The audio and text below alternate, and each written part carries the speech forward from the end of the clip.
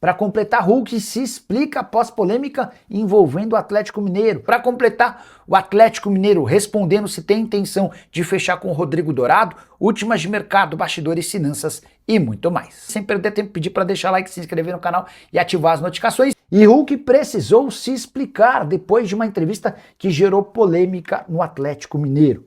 Hulk disse o seguinte, abre aspas, o que me entristece é que algumas pessoas sempre buscam polêmica. Até uma fala que para mim estava muito clara. Cheguei em um time como o Fluminense que já estava montado, com uma base consolidada. Aqui sou apenas mais uma peça e por isso não preciso jogar todas as partidas. No Atlético fiz parte do processo de montagem da equipe. Acabei assumindo o protagonismo ao longo desses anos e até pela relação de idolatria que foi construída, sentia-me na obrigação de estar sempre em campo.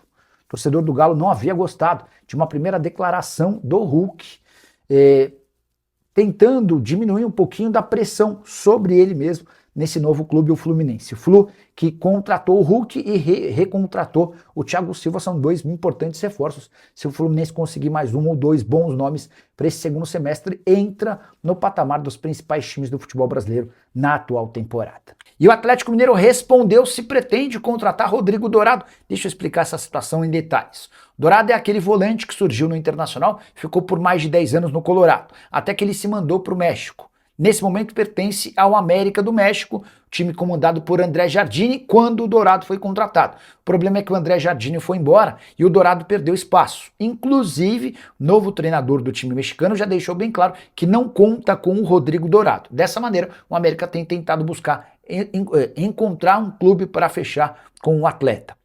O nome foi sugerido ao Galo, existiu a especulação de que o Atlético poderia contratar o Dourado se não avançasse nas tratativas com o Fred. O que eu posso contar é que antes de gravar esse vídeo eu entrei em contato com uma fonte atleticana e perguntei, o Rodrigo Dourado tem chance de ser contratado? E a resposta foi não, pode descartar esse nome. Então não vai haver Rodrigo Dourado, ainda que as tratativas com o Fred, que pertence ao Fenerbahçe, não avancem. O Atlético tem enorme otimismo em relação ao acordo com o jogador que é pretendido pelo clube. O Fred já se declarou atleticano, fez uma reunião antes de viajar para a Turquia e tem a intenção de jogar no seu clube do coração. Teve uma grande contratação ainda, chegou uma oportunidade de mercado, que foi o Léo Duarte lá na zaga.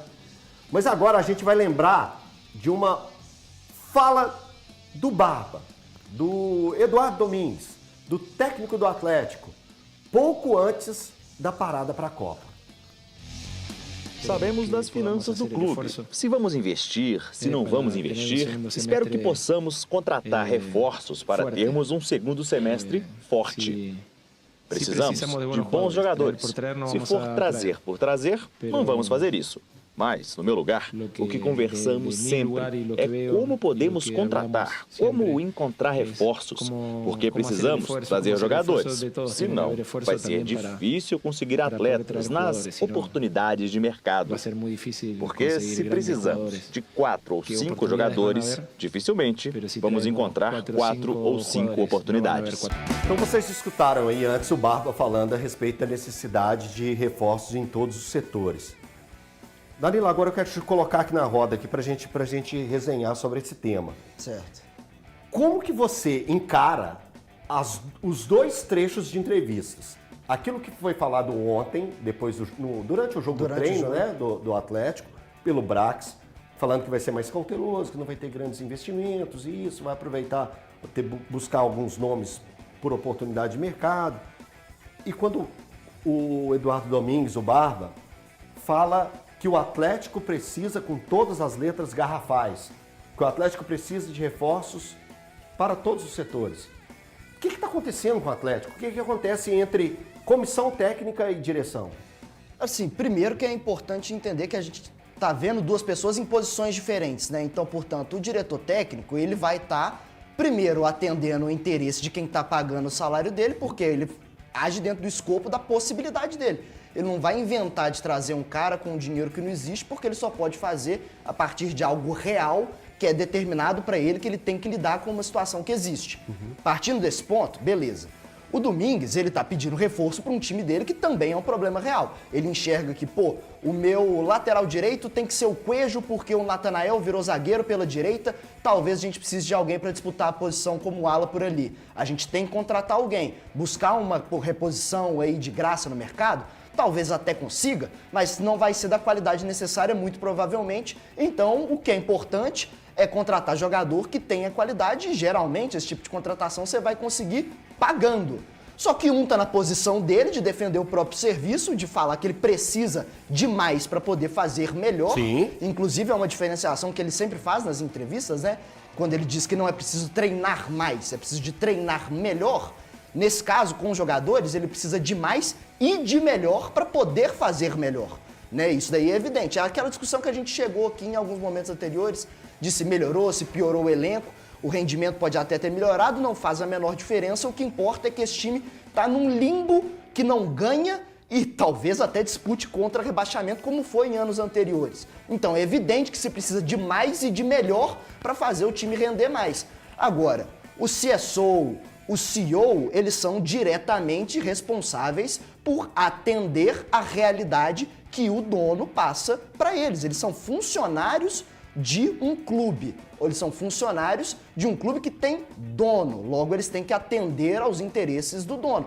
Se o dono disponibiliza X e ele tem que fazer uma magia para caber 5 contratações desse X, o problema é dele. Ele vai ter que falar, vai ter que fazer e vai ter que dizer nos microfones que vai ser cauteloso, que não tem tanto espaço, mesmo tendo dito anteriormente que se saísse ia ser reposto em questão de salário. Como saiu o Hulk, que ganhava um baita de um dinheiro, como saiu o Júnior Santos, que também ganhava um baita de um dinheiro. No início do ano foi dito que se saísse haveria reposição. Não houve reposição, né? Então, mas, Valu, por que é tão desalinhado? Porque os discursos precisam ser alinhados, correto? Pra dar certo, né? Então, para dar certo. Esse é que é o tá problema. Tão desalinhado? Por que a fala do Domingues, do Barba, é... Cara, eu vou usar desconexa com a fala do Brax. Se vem de uma estética, mas a realidade é outra. Então, pegando um gancho nessa última frase do Danilo e pegando um gancho no que você disse ontem. É o Atlético. O Atlético, há alguns anos, eu vou falar de 25 para cá, eu não consigo enxergar, tá? No Atlético, até para usar uma palavra que tem no hino atleticano, um ideal futebolístico retilíneo. Sim. O Atlético, os discursos, eles vão mudando, vai passando por metamorfoses e me parece de 3 em 3 meses. Você está sendo generoso. Assim, e isso não é... Quando eu falo de um planejamento de futebol retilíneo, não seria bom para o Thiago Valu, seria bom para o Atlético, seria bom para o atleticano, seria bom para a instituição, que quando conseguiu ter isso, e mesmo que fossem com investimentos mais baixos, igual estamos vendo neste momento, mas olha só, a gente está falando de uma fonte seca agora com relação a investimentos na janela do meio do ano e de um investimento pesado na janela primária. Gente, a gente observa, não que o Atlético tenha que seguir os outros clubes, tá? Mas eu tô falando de um padrão no futebol brasileiro. Qual que é a janela que os clubes realizam mais forte durante a temporada? Não é do meio do ano? Sim. Que se fala, durante o meio...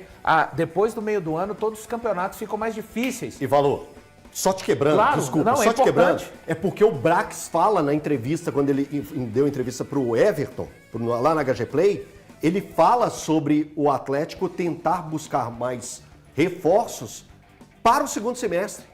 Que ele ia fazer uma avaliação de tudo que foi feito naquele período e ia ser mais forte depois. E ele então promete naquela entrevista a contratação de um volante que seria o titular, que naquele momento ele estava buscando o Tomás Pérez. Então, não assim, seria titular na para concepção já dele. fechar, porque eu sei que os companheiros também querem falar. Não, todos nós precisamos falar. Não, imagina, Thiago, é importante. Essa interrupção é interrupção importante e válida. Dá um beijo. Essa não é importante e não é válida. O Atlético precisa de jogadores com qualidade. Isso é difícil com investimento, como disse o Danilo, sem investimento. Gente, o Atlético precisava de estar com uma diferença de 500 quilômetros à frente dos outros que vão ao mercado, porque é uma tarefa muito mais complicada, Elton. Brenão, queria te ouvir. Olha só, vendo ontem a entrevista do Barba depois do jogo treino, uma coisa me deixou preocupado. Aliás, eu já estou preocupado há muito tempo porque eu estou na contagem regressiva. Mais uma coisa. Faltam 12 dias para o Atlético enfrentar o Bahia e o Atlético não tem reforço.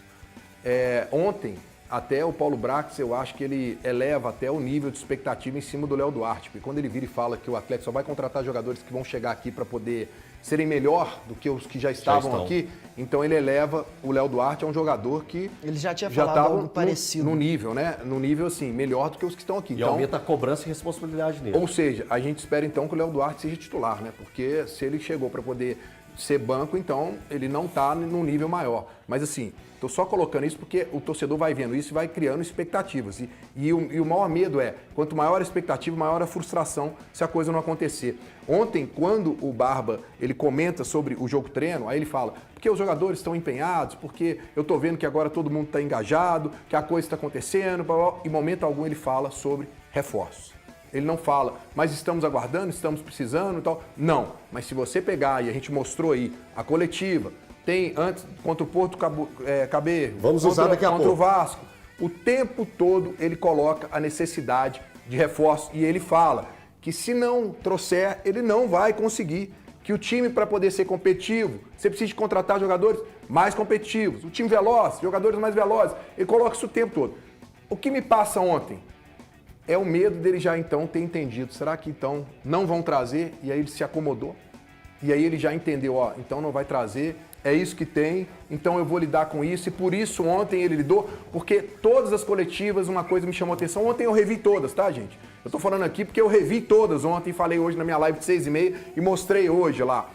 Ele fala o tempo todo, temos que ter paciência, temos que ter paciência, temos tempo, só que agora não tem. Agora falta 12 dias. Quando ele falou isso, faltavam 45 dias, faltavam 50 dias. E o tempo passou e não aconteceu o que ele esperava. Então como é que deve estar a posição dele em relação a isso? Então olha só, o Breno comentou a respeito da entrevista contra o Porto Cabedelo e está explicando, né, a coletiva contra o Porto Cabedelo teve esse tipo de cobrança, contra o Vasco teve esse tipo de cobrança, agora depois do jogo treino teve essa contra cobrança. O Corinthians também teve. Contra o Corinthians teve cobrança. Mas a gente vai usar um trecho, e eu queria muita atenção de vocês que estão acompanhando com a gente, do que o Barba fala depois do jogo contra o Porto Cabedelo sobre reforços. Vamos ouvi-lo. Que van a haber oportunidades, pero van a haber otras situaciones que usted quiere un buen jugador, sí, tiene que invertir. Se va un jugador que se va al Mundial, una gran referencia, se fue ícono del club. Para reemplazar a esos jugadores, para mejorarlo, tiene que traer o el mismo nivel o mejor. ¿Y para eso qué es? ¿Alguna oportunidad? Claro que va a aparecer, pero para mejorarlo.